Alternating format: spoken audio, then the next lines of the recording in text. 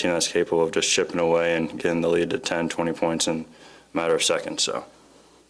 Keegan, Doug told us last night that he wants at least 10 threes from you every game. Tonight you have 13, hit 9 of them.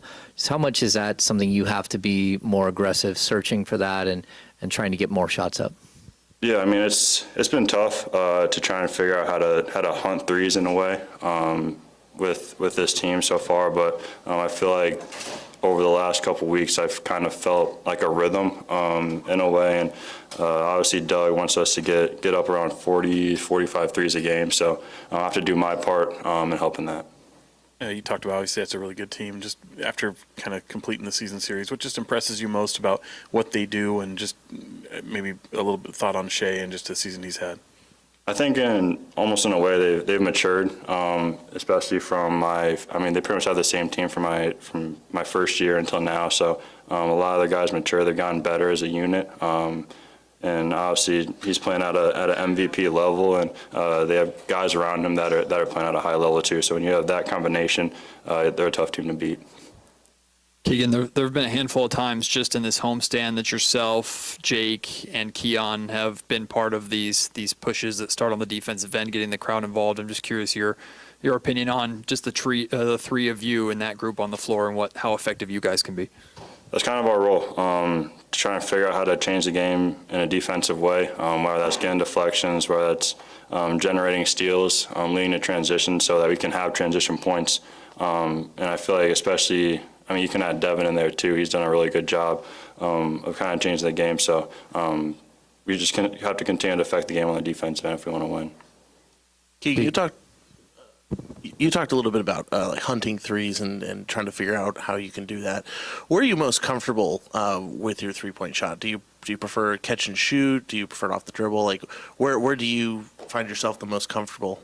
Yeah, when I'm in a rhythm, I feel like I can do whatever from the three-point line, but I feel like when I catch my rhythm, it's in transition. Or a sprint in the corner again, an easy three that way. I feel like that kind of gets me going a little bit. So if I can get a transition three right off the bat, I feel like it's going to be a good day. Keegan, Zach talked about the vibes kind of in the room last night. Doug talked about it before the game tonight. Like, what's your perspective on just the vibe around the team, kind of the mood in the room as you guys deal with this stretch right now? I don't think it's bad.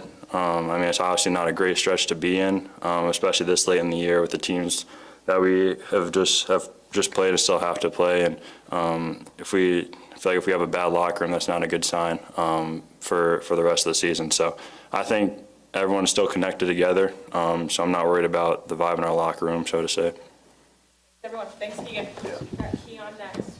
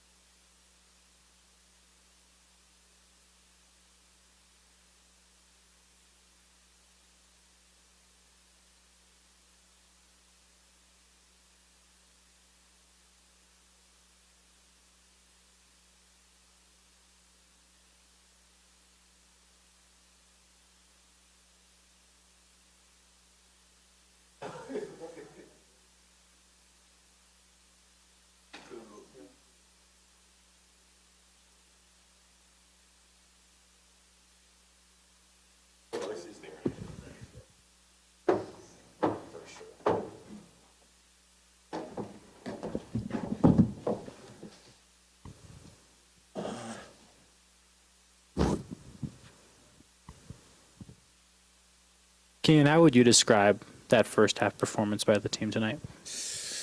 Definitely not great. I think we all know that, and I think we know that we have to put ourselves in better situations because, like I've said before, I think we showed that we're a team that can compete and that can fight, and I just think we can't put ourselves in that situation to give ourselves a chance. That's it, bet. Not just. OKC really efficient tonight, 53 from the field, almost 60% from three. Just what do you feel like they were doing well to create good looks? Well, I think their offense, they have a bunch of good role players, and I think you try to get the ball out of Shea's hand a little bit, and then when we did, their role players knocked down shots to kind of just keep them afloat and keep their offense moving well. So.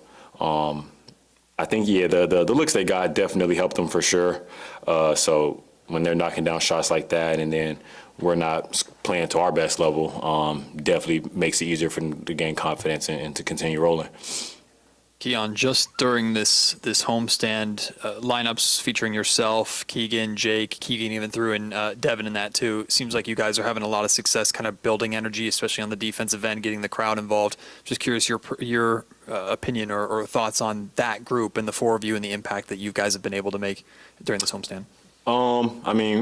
We all know that we're energy guys, glue guys, come in and try to bring the spark, whether that's, continue whatever the starting five is doing, or just try to help bring us back and get some energy going. So we know that's our job. So we just try to come in and do that to the best of our abilities and try to keep the game simple. Not try to overdo anything and just make all the hustle plays and just fly around and just try to keep the energy up and have our effect on the game.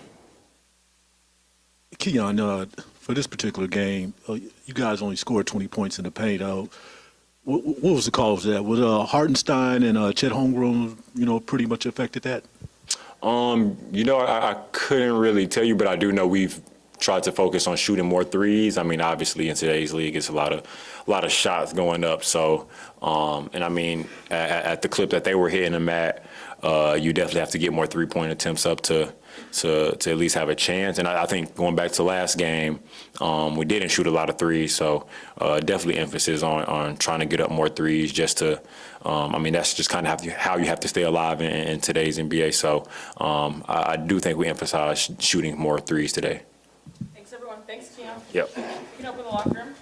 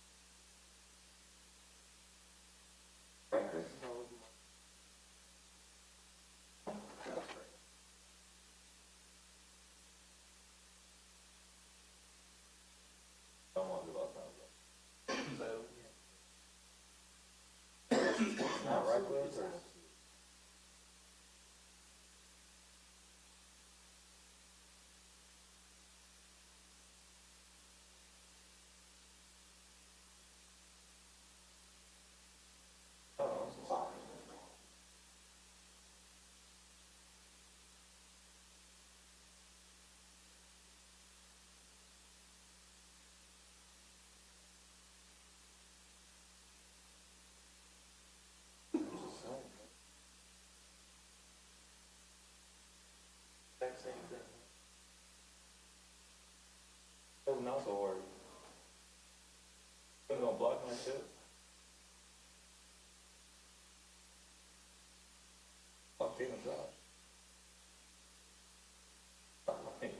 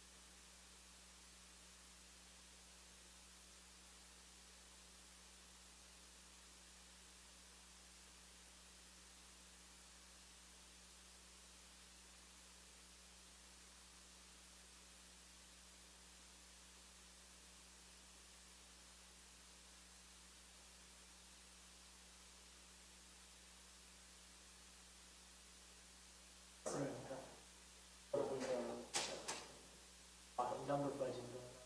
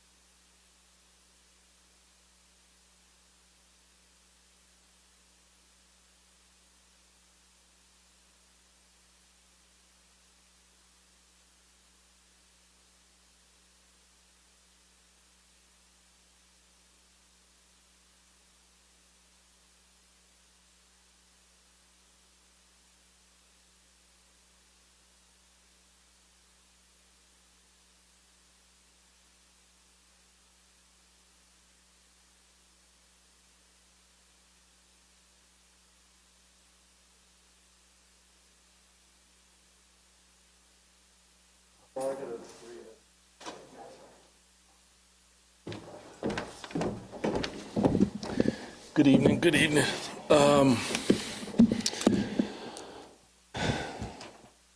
48 threes, 32 assists. I told them, right before we went on the court, out on the court in the second half, I said that's the team that you're going to face in the playoffs, and at some point you're going to have to make a stand. And to our guys' credit, they did. If you guys know me, I'm not the moral victory guy, but there is a good team in our locker room, and they're trying to find their way, and they're trying to find their rhythm, and they continue to fight, and I appreciate that. It doesn't feel good right now, but once they get that rhythm, watch out.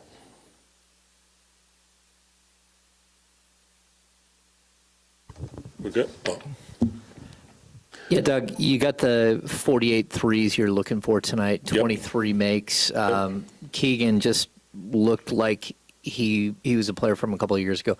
How important is it in this last stretch of games, his last 11, to get him rolling and to make sure that that's the player he goes into the offseason as? When I communicate with Keegan, whether it's verbally or through text or whatever, I tell him how important he is to us, how much I respect and appreciate what he does, because I've done what you do, and it's not easy. So I'm when he's smiling and engaged the way that I know that he can be, I'm super, super excited for him. This is going to be an important off season for him once that time comes, to grow and to continue to evolve. But I think he's in a good place, and I try to make sure he understands how important he is. Doug, you talked before the game about the vibes question. Does the response you got in the second half to what you said to them at halftime kind of reinforce the message that you were trying to convey there? Yeah. I've told you guys 80% isn't enough. We're a 90% plus team because the margin of error is just so thin. And I think that what our guys have to understand is the consistency at which you approach something is everything for us. That means effort. That means attention to detail. That means extra efforts, possession game, trying to create extra possessions, whether that be steals, whether that be offensive rebounds, whatever it is. And when you look across from you, that team does that.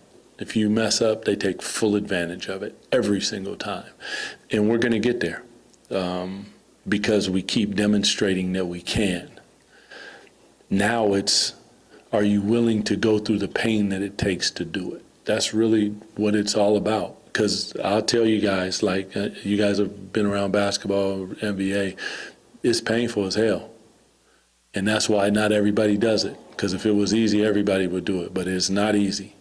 And sometimes you don't feel good. There's a lot of different things that go into it. And that's why I addressed the whole point, because when I talk to them, your spirit got to be right. Get your spirit right, because you come in here with the wrong spirit, you will get the hell beat out of you. And it almost happened. And then all of a sudden they said, "Nah, we ain't dropping the rope. We about to get at it." And when they did, we saw the result. And that's the team that's in the locker room. Unfortunately, it's not the team that continues to show itself for 48 minutes. And I know that's hard, but we're not accepting anything less. So there will be a time, and when that time comes, you'll feel it.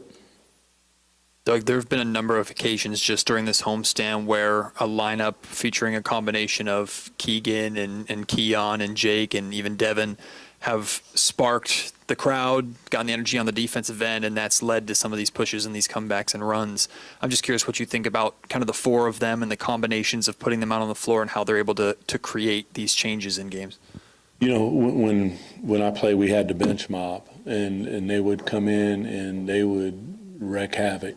And that's what you do. You don't know how many minutes you're going to get, but when you get your minutes, you make somebody feel you with your minutes. And those guys that they bring it. They diving on the floor, they in the passing lanes, they are playing a style of basketball that's super handsy, and you ain't gonna be able to call them all. And if you do, good for you. But the point is, people are gonna feel us, and that's what I'm here for. So proud of all those guys because they bring it whenever they step on the floor. Yeah. So you've talked a lot about. I do talk a lot, so you're right. Specifically about like process over results, and Yeah. if you play a certain way, the results will come. Yeah. Do you see an improvement with this group in any particular area of the process? And if you do, what specifically might you point to? Like the ability to manifest is one. We talked about today, last game where we shoot 24 threes. I'm like, unacceptable. 16 assists or something, unacceptable. So then we had a conversation, some film, talked about some things, and they go out, bless you, and they go out and they shoot 48 threes. They get 32 assists. Like, you demonstrate that that is who you are, and that is what you can do. And then you go after having 0 fast break points in the first half against the most elite defense in the NBA, and you have 14. Like, these are all micro steps to where we want to go. But again, it's about the consistency, the ability to defensively fly around the floor, touch people, contest, not give up. Like, these are things that you might look past sometimes. I do not, because I know that all those things are winning attributes. But again, the consistency at which you do them is going to say how high you go. And for that group, there's sky's the limit. You can do whatever you want, because we got a lot of different pieces in there. We can play a lot of different ways. We have a defensive unit. I don't know the last time we had a defensive unit, but he just named one. That's a good thing to have. We got offensive players. We got big bodies.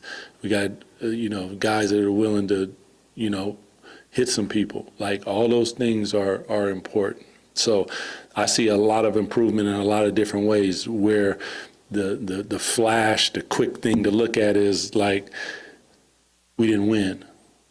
And yeah, that pisses me off, because I want to win and I want to get to where we want to go. But I know, like, sometimes winning will cover all that up and it'll be trash underneath. And I'm not here for that. Coach Christie, in that fourth quarter, the team was already behind 107-94, and then OKC, went off on that 12-0 run, and you decided to clear the benches. At that point, what did you just feel? It's like you feel like your team, had enough. They gave it their all. It's time to hang it up. I mean, that one's always a delicate one. When I first took over, one of the assistant coaches, we were winning, and they were like, let's clear, and I'm like, okay, and we did it, and then all of a sudden it got close. So it's a vibe, it's a feeling, like, you have they fought, they've competed, they've done it at a really high level. And I respect that. Like, they went and put their heart and soul out there tonight in the second half. And, like, they went on a run. The game was in the balance, and we got more to fight for right now. When Portland comes in here, we got to be ready. We cannot be half-stepping, because that's a team that will beat you. So it's more about us making sure that everybody is healthy, no mishaps. Can you, keep fighting to the end? Yeah. You can, and the group that we put in did. Doug came in and did what Doug does. He hit buckets. So it's a tough call, because I'm one that wants to be bloody till the end. But at the same time, I gotta understand and respect our guys, and have a bigger view of what this is the 360-degree view, not just the personal. I want to keep fighting, and they will fight. I know that. And I think that, and I hope that all of our fans felt that. Is there more? There is, and we will bring you more. Thanks, Doug. Appreciate y'all.